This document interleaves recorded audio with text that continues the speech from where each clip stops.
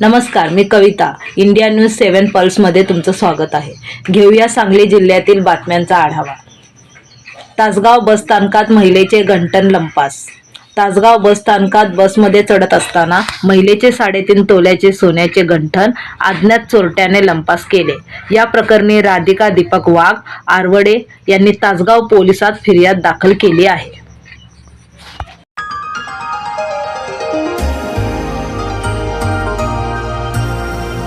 सांगली जिल्ह्यात उत्पन्नात शिराला आगार जिल्ह्यात नंबर 1 वर. शिराला एसटी आगार एप्रिल महिन्यात 44,83,000 रुपयांनी फायद्यात आले आहे. सांगली विभागामध्ये एप्रिल महिन्यात सर्वात जास्त फायद्यात आलेले डेपो ठरला आहे, अशी माहिती सांगली प्रतिनिधी प्रकाश लोंढे यांनी इंडिया न्यूज 7 पल्सशी बोलताना दिली. अशा विविध बातम्या पाहण्यासाठी पुन्हा पहा इंडिया न्यूज 7 पल्स.